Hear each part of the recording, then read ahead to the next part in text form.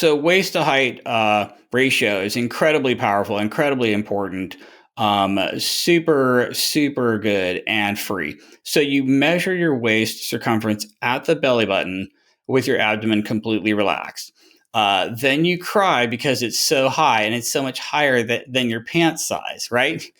So like I have so many patients who they're shoving their themselves into a 32 jeans or whatever, but you measure their abdomen at the belly button and it's like 40. And so you measure your waist at the belly button, abdomen fully relaxed, divide that by your height. You want that to be less than half your height. So weight should be less than half your height.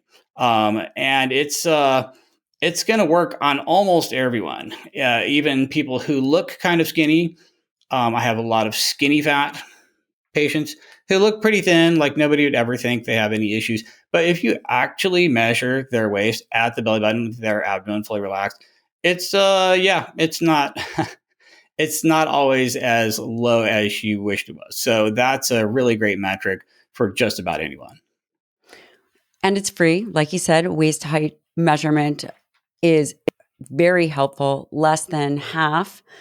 What did you say? Less than half your height.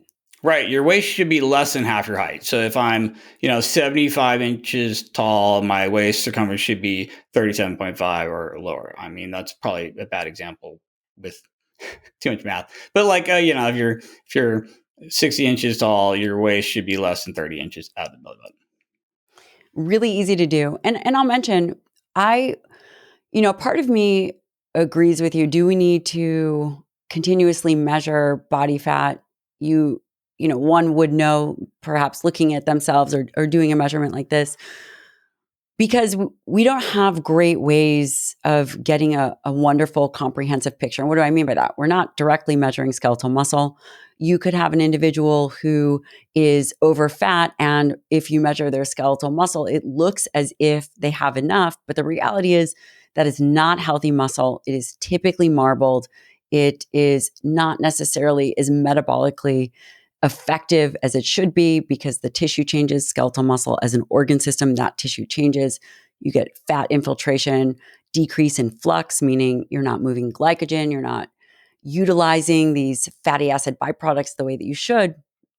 And again, we've really been hyper focused on body fat. And the reality is, just like fructose and saturated fat, body fat and muscle are opposite sides of the same coin, essentially. Right. And you're totally right. You can, all these measurements are just really rough estimates. Nothing's accurate. DEXA is kind of inaccurate. Skin fold is inaccurate. Your impedance is inaccurate. The best we've got is some 4-compartment model in an MRI, and it's going to cost you thousands of dollars. And even then, even if you knew exactly what your composition was, it's a Sisyphean daily struggle the rest of your life to constantly get more muscle and less fat. And you have to worry about that. It's like a war of grams every day and every time you eat. And you're trying to get more muscle and less fat. And you're going to be doing that forever. And health is never owned, only rented. And the rent is due daily. And so even if you had a snapshot that looked pretty good, it's going to go downhill after Christmas or Thanksgiving or the cruise you're going on. So it doesn't even matter. It's like, let's pretend I did a DEX on someone and it sucks. You're too fat. You don't have enough muscle. Now, what are you going to do about it? And then, oh, by the way, you have to do that every week for the rest of your life. So I just don't find it's entertaining to track these things, but it's not value added for me, to be honest. Like I've never had. How long have you been in practice? You've been in practice. How long have you been in practice? Let's see. There was dinosaurs, and then listen. So Ted, I know these answers, but the reality is, it's so fun that Ted and I get to chat, and you guys are all involved in this conversation.